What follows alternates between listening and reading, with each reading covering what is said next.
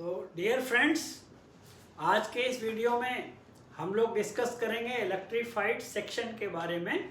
तो बहुत सारे लोगों ने रिक्वेस्ट किया था इस पर वीडियो बनाने के लिए, और इस इलेक्ट्रीफाइड सेक्शन को हम OHE सेक्शन भी बोलते हैं। OHE का मीनिंग है ओवरहेड इक्विपमेंट, क्योंकि हमारा पूरा जो इलेक्ट्रीफाइड सिस्टम का ऊपर का इक्विपमेंट है जिसमें करंट फ्लो करता है, सो पूरा ऊपर ऊपर जाता है, सो इसलिए इसका नाम पड़ गया है overhead equipment.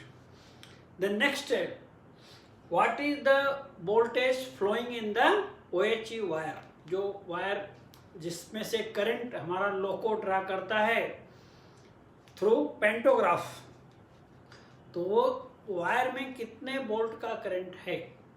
So it is 25,000 volt और 25 kV।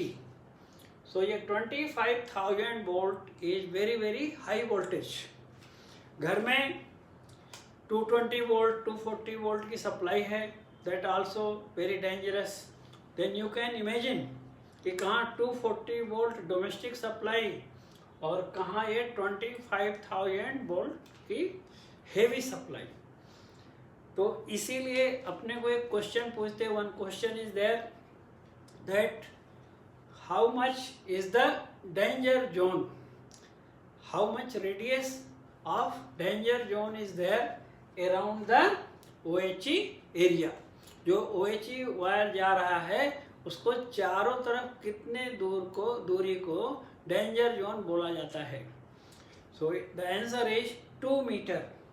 सो जहाँ पे वायर जा रहा है सो उसके चारों तरफ मैग्नेटिक फील्ड रहेगा हाई वोल्टेज के कारण, and 2 metre is the danger zone. So we should not, by mistake also, we should not go near that wire which is carrying 25,000 volt.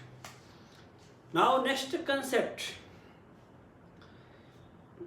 for maintaining this 25,000 volt is very difficult, because when trains are running, so many trains running in the section, when the number of train increases, तो current draw करने वाले engines जब section में बढ़ जाते हैं, so what will happen, the voltage may drop. जब voltage drop होगा तो क्या होगा, speed of the train will drop, तो ट्रेन्स की स्पीड कम हो जाएगी। and that's why ये मेंटेन करने के लिए नेक्स्ट कंसेप्ट आया सब स्टेशन, SSPs भी बोलते हैं उसको, SSPs या सब स्टेशन पावर सप्लाई। सो ये सब स्टेशन पावर सप्लाई बनाए गए हैं around 50 kilometre distance, 60 kilometre distance as per the convenience. तो ये सब स्टेशन क्या करेंगे, यहाँ पे है डायग्राम में, ये substation it is giving power supply to the OHE wire. OHE wire को पावर सप्लाई दे रहा है। Okay, so suppose this one substation is giving power supply to the OHE। After around 50 kilometer 60 kilometer, next substation is there to maintain the supply of the OHE wire, to maintain 25,000 volt. So this also supplying. After that another substation will be there to give the supply. Then the problem is, as you are knowing, if two live wire be touch together, तो क्या होता है, spark आता है। दो live wire, जब दो source से करंट की सप्लाई आ रही है, दोनों टच करेंगे तो क्या होगा, स्पार्क हो जाएगा, फायर हो जाएगा।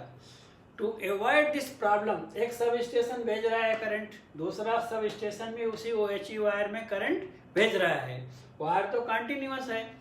To solve this problem, then the concept of neutral section was developed. तो इसलिए न्यूट्रल सेक्शन की जरूरत पड़ी। नहीं तो अपने मन में आता है न्यूट्रल सेक्शन की जरूरत क्या है, उसका रीजन है कि दो सब स्टेशन से जो पावर सप्लाई आ रही है उसको बीच में सेपरेट करना है।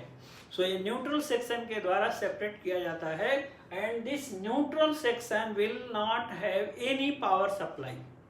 तो एक बात तो ये समझ में आ गया न्यूट्रल सेक्शन की। Then next, this neutral section what should be the speed of the train while negotiating the neutral section.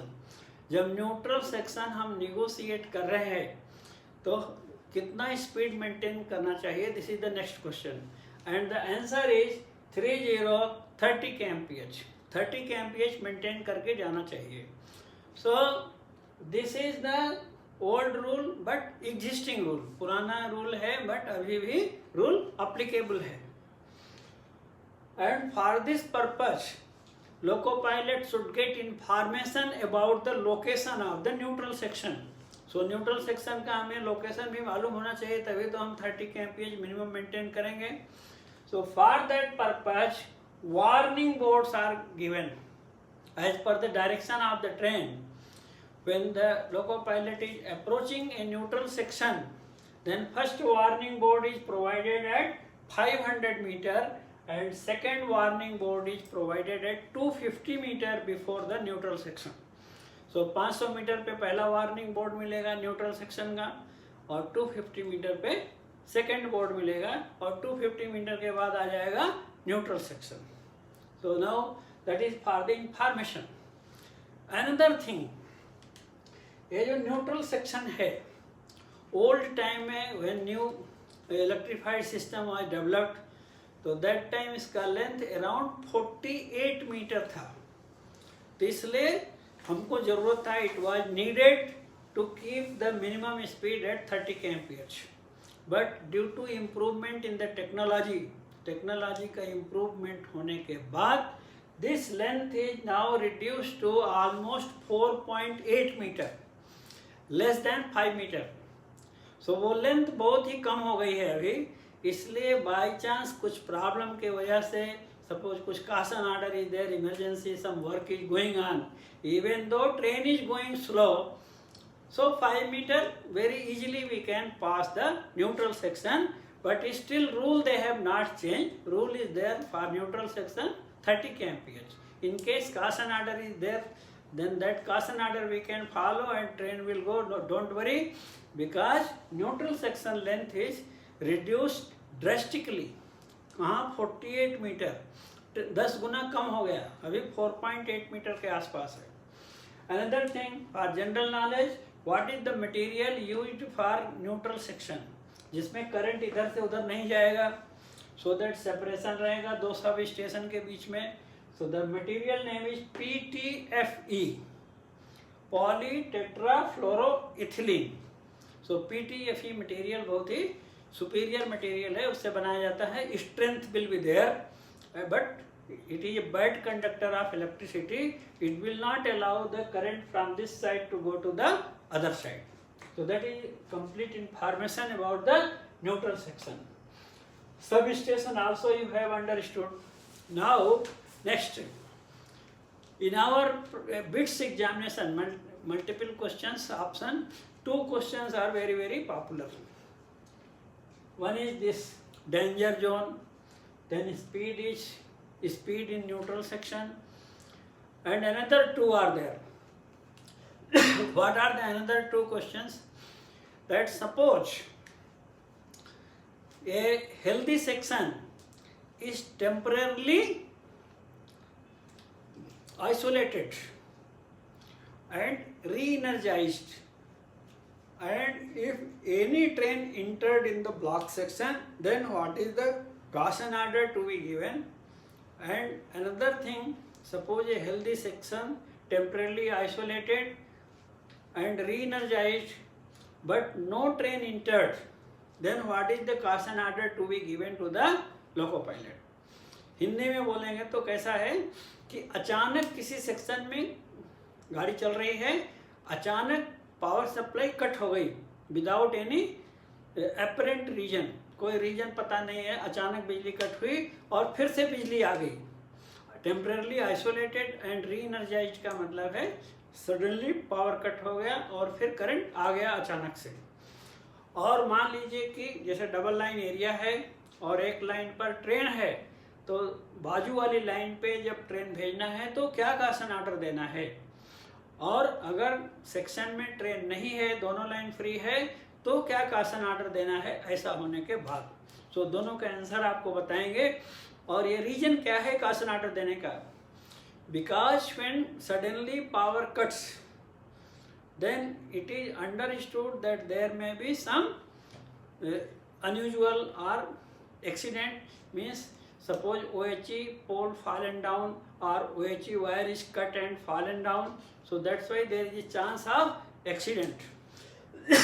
Suppose any train derailed and some OHE is damaged, so that is also one reason. Means any unusual may happen. Suddenly power cut होना और तुरंत power आ जाना without any known reason, इसका मतलब कुछ problem हो सकता है, इसलिए कॉशन ऑर्डर दिया जाता है.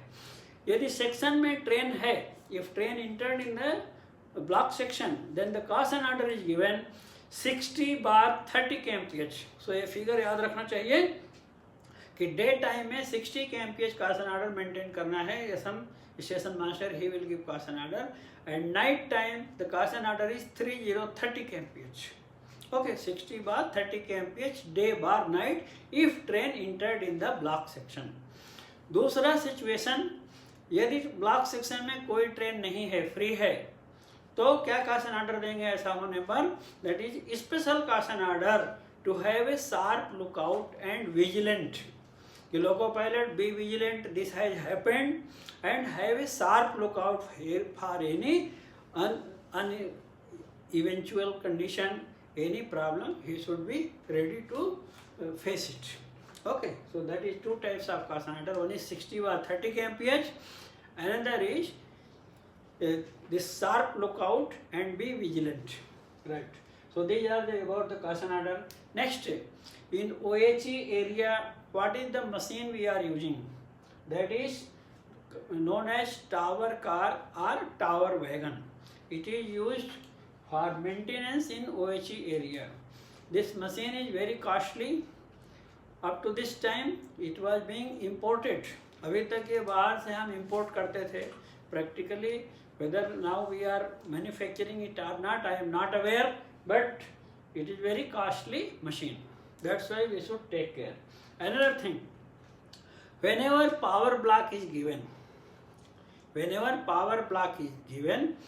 so TPC, traction power controller, he is coming to the section controller, chief controller, and requesting for the power block.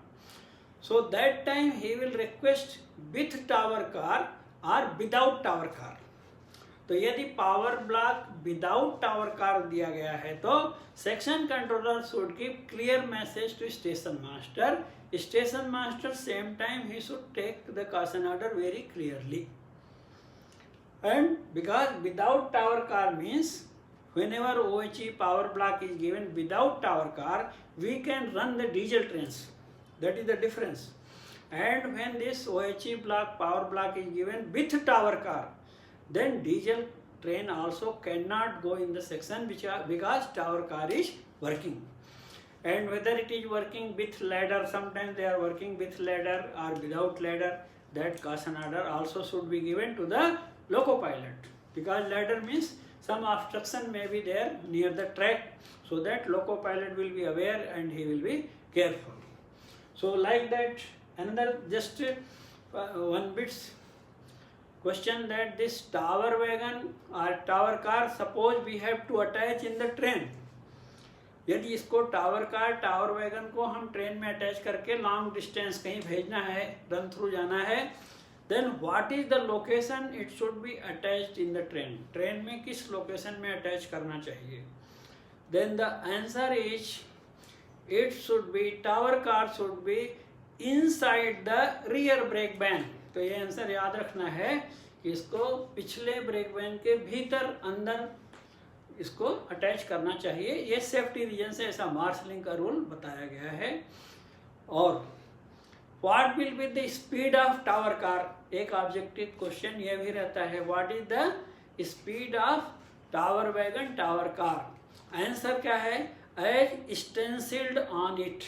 Tower wagon tower car के ऊपर प्रिंटेड जो कंपनी है, manufacturing company, they will write on the tower car body कि this is the speed to be followed. इसके ऊपर इसको नहीं चलाना है. तो answer is as stencilled on the tower wagon. And marshalling inside the rear brake van. then suppose it is attached in my train, हमारा train में tower wagon attach हो गया, then what will be the speed of train? Not exceeding the speed of tower wagon. Tower wagon के ऊपर जो स्टेंसिल्ड speed है, limit है, उससे ऊपर ट्रेन भी नहीं जाना चाहिए. So that is for the safety purpose. In some next video I will discuss with you different types of blocks, जो मेंटेनेंस ब्लॉक्स वगैरह के बारे में हम लोग नेक्स्ट वीडियो में डिस्कस करेंगे. उसमें पावर ब्लॉक भी अलग से बताएंगे, एक एक्सीडेंट भी बताएंगे पावर ब्लॉक का. And I think you have understood about the important points of electrified section from our operating point of view. And in case of any doubt please write your question in the comment box and do like the video and subscribe the channel in case already not subscribed, and share with your friends and other WhatsApp groups. And thank you so much for watching.